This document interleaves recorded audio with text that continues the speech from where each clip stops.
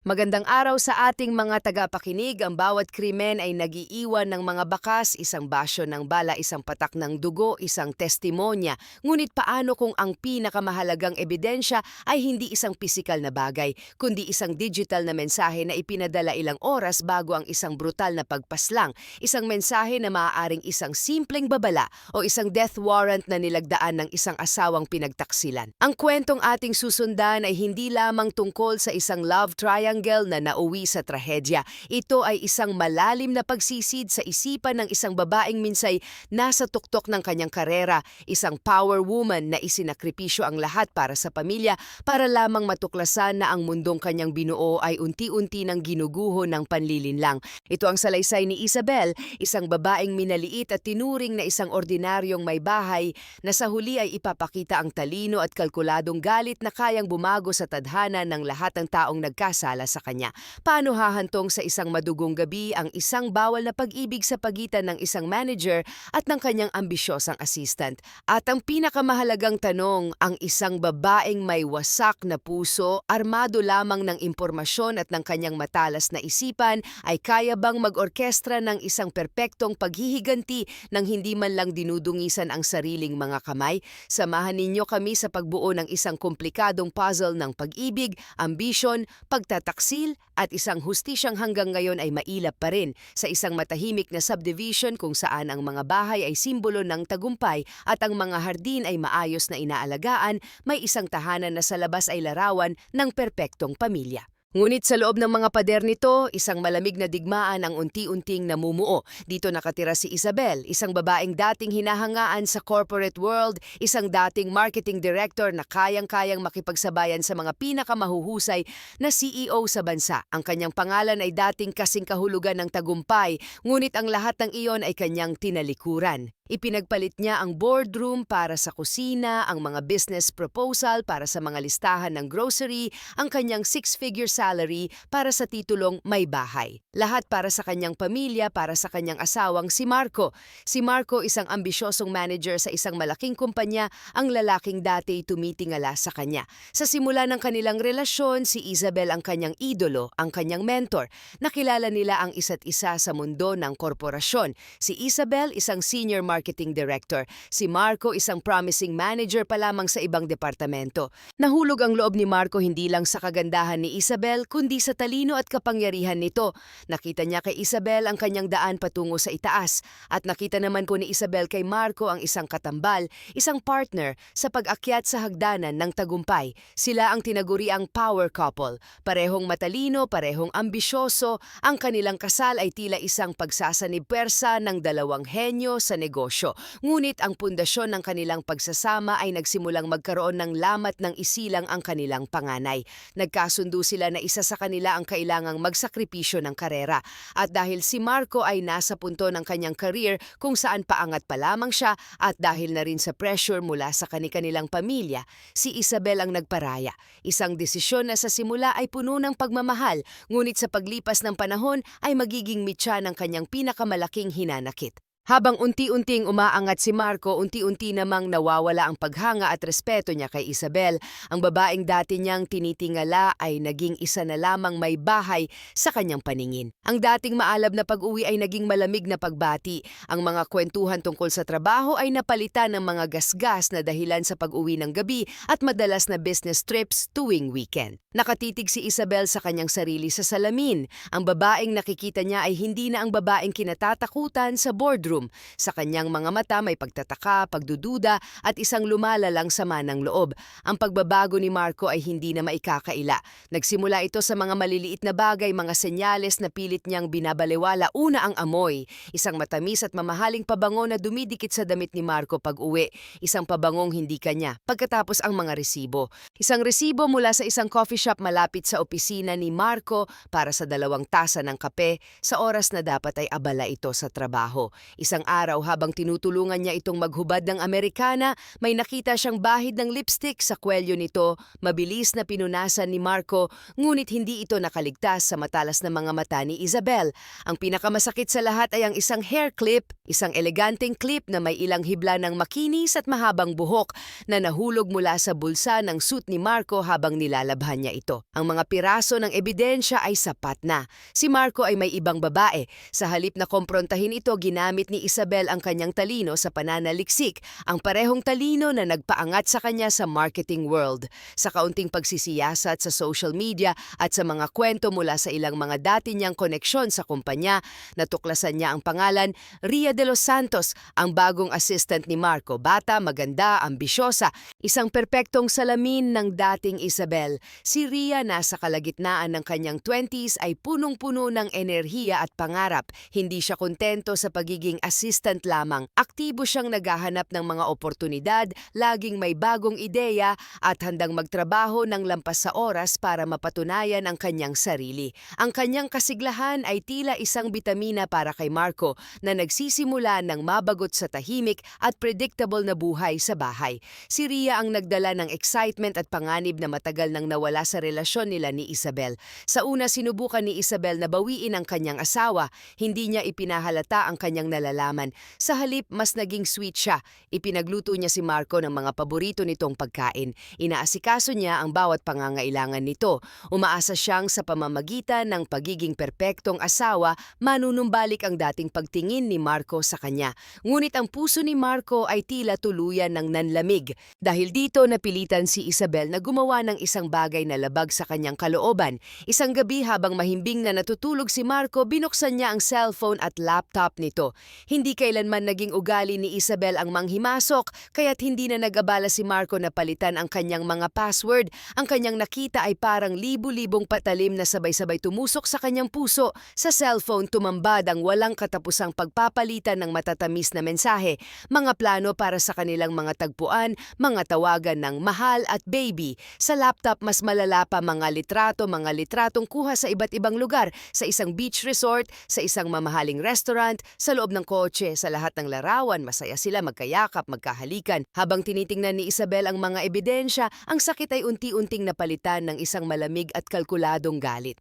Kinuha niya ang lahat ng impormasyon tungkol kay Ria, ang buong pangalan, ang contact number, ang mga social media accounts. Ang digmaan ay opisyal nang nagsimula. Gamit ang kanyang natuklasan, ginawa ni Isabel ang kanyang unang opensiba. Nagpadala siya ng isang pribadong mensahe kay Ria sa Facebook.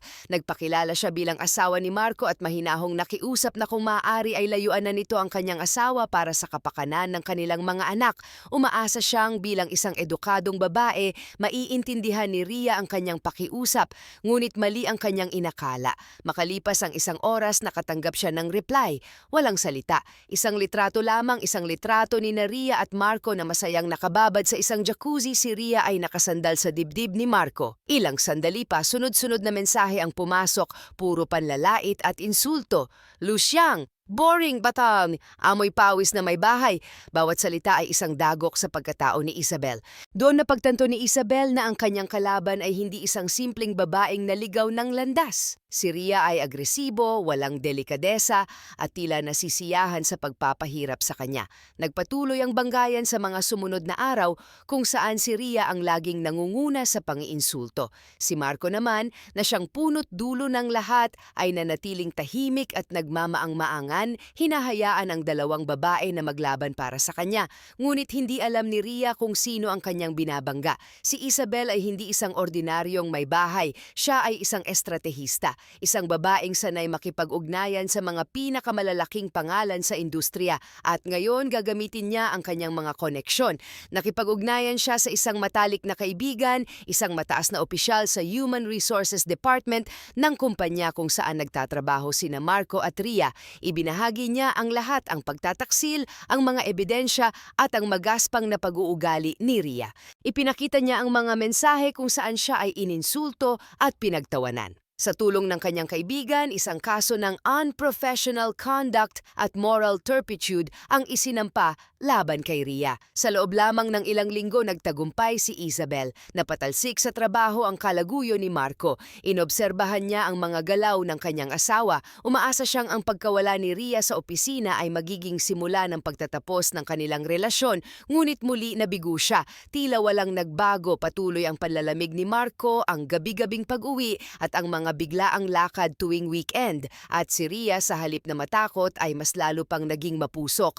Ngayong wala na siyang trabaho, mas marami na siyang oras para guluhin si Isabel. Panay ang padala niya ng mga mensahe at mga bago nilang litrato ni Marco. Bawat regalo, bawat date ay idinodokumento niya at ipinapadala kay Isabel. Minsan sinasadya pa niyang mag-iwan ng mga gamit pambabae sa bag ni Marco, isang hikaw, isang panyo para lalong saktan si Isabel.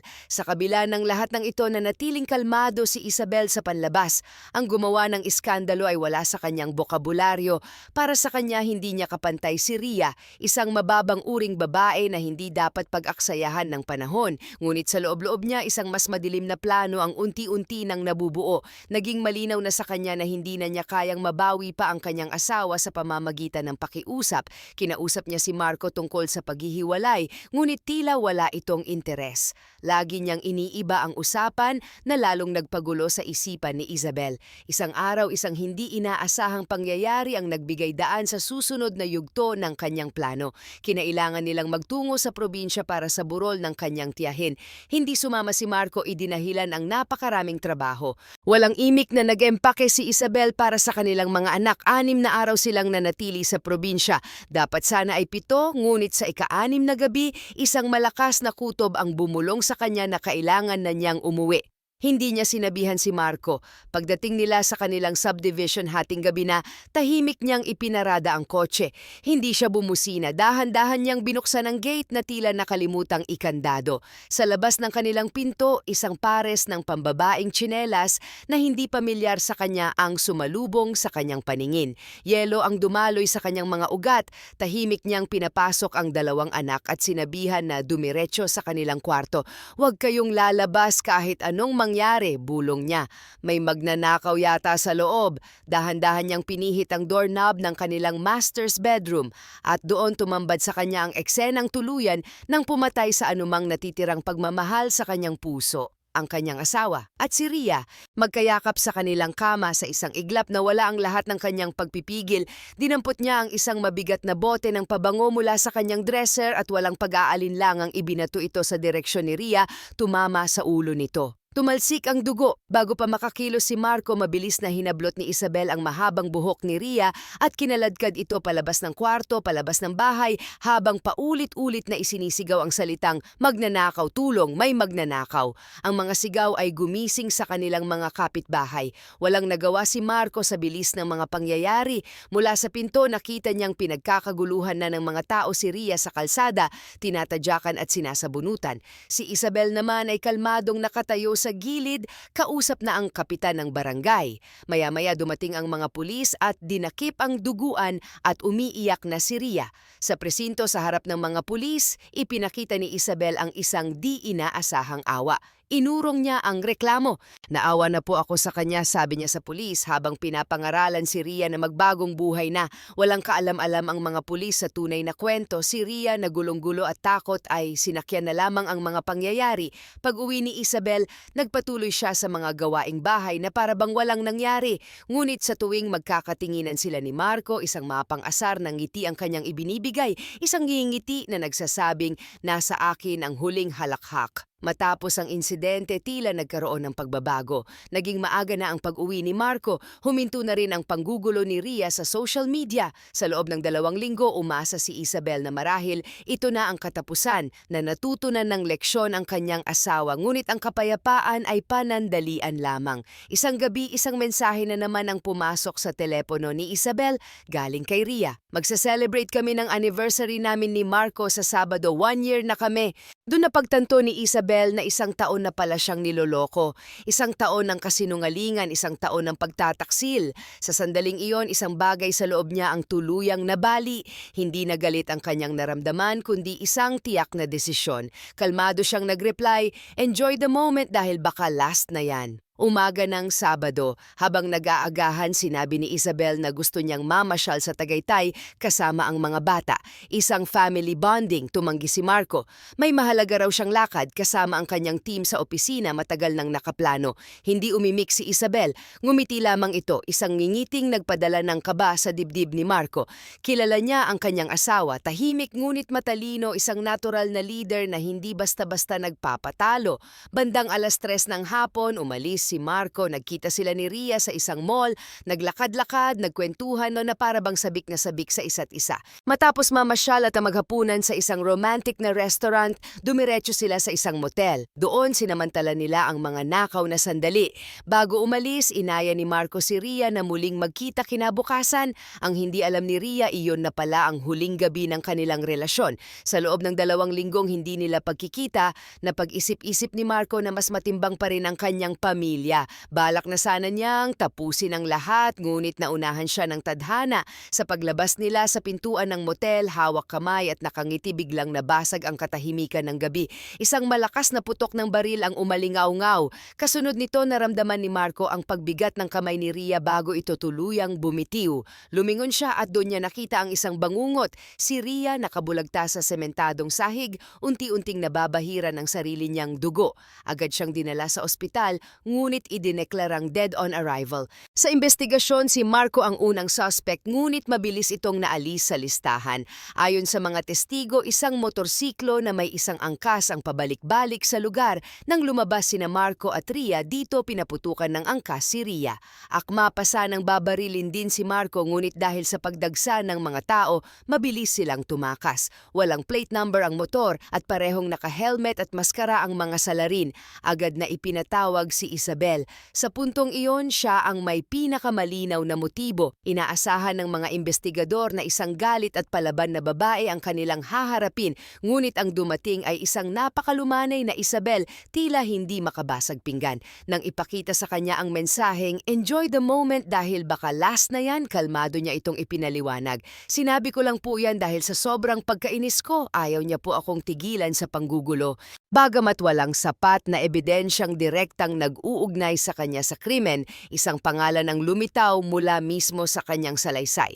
Isang pangalan na babago sa takbo ng buong investigasyon. Noong sinasaliksik ko po ang pagkatao ni Ria, paliwanag ni Isabel sa mga pulis, nadiskubre ko po na mayroon pa siyang ibang nobyo. Ang pangalan niya ay Leonard Basig. Ayon kay Isabel, kinontak niya si Leonard gamit ang isang dummy account para isumbong ang pagiging two-timer ng nobya nito, at inamin din niya ang isang kritikal na bagay. "Ako po ang nagsabi kay Leonard tungkol sa pagkikita ni Ria at ng asawa ko noong gabing iyon. Sinabi ko po ang oras, ang lugar, pati na ang pangalan ng motel. Ang mga detalyeng ito, ayon kay Isabel, ay galing mismo kay Ria na laging nagpapadala sa kanya ng updates ng kanilang date para lalo siyang inggitin." Ginamit ni Isabel ang sariling pang-aasar ni Ria laban dito. Ang kanyang pinakamalakas na armas ay impormasyon. Biglang nag-iba ang direksyon ng kaso. Ang pangunahing person of interest ay si Leonard Basig na ngayon. Ngunit si Leonard ay hindi na matagpuan. Naglaho na parang bula dahil walang sapat na ebidensya na makapag-uugnay kay Isabel sa mga gunman, at dahil sa pagtatago ni Leonard, naabsuelto si Isabel sa kaso. Hindi nabigyan ng hustisya ang pagkamatay ni Ria. Ito ay naging isang cold case. Para sa pamilya ni Ria, si Isabel ang may kasalanan. Para naman sa marami, iyon ay isang karapat-dapat na karma. Matapos ang lahat, sinubukan ni Marco na makipag-ayos, nais na niyang magbago at buuin muli ang kanilang pamilya. Ngunit huli na ang lahat. Ang babaeng minsan niyang minahal at binalewala ay hindi na ang babaeng kaya niyang bawiin. Nagpasya si Isabel na tuluyan ng humiwalay. Sa tulong ng kanyang pamilya, nilisan nila ang bahay na dati kanilang tahanan. Lumipat sila sa isang condominium. At si Isabel, na parang isang phoenix na muling nabuhay nagsimula sa abo ay bumalik sa mundo kung saan siya tunay na reyna. Nag-apply siya bilang marketing director sa isang bagong kumpanya at agad na natanggap. Muli niyang binuo ang kanyang buhay at ang kanyang karera. Si Marco ay naiwang mag-isa. Ang tahanan na dati ay puno ng pag-ibig at ingay ng mga bata ay nabalot na ng katahimikan at ng mga multo ng kahapon. Sinayang niya ang isang pamilyang nagmahal sa kanya ng lubos. Ang kwentong ito ay nagiiwan sa atin ng isang nakakabagabag na tanong. Si Isabel ba ay isang biktima na naghahanap lamang ng paraan upang protektahan ang kanyang sarili o siya ba ay isang henyo sa pagmamanipula na nagsagawa ng isang perpektong krimen? Anuman ang sagot, ang kanyang salaysay ay isang matinding paalala. Huwag na huwag mong mamaliitin ang isang babaeng tila tahimik at talunan dahil sa likod ng kanyang katahimikan, maaaring nag-aabang ang isang isipang mas matalas at mas mapanganib kaysa sa anumang patalim.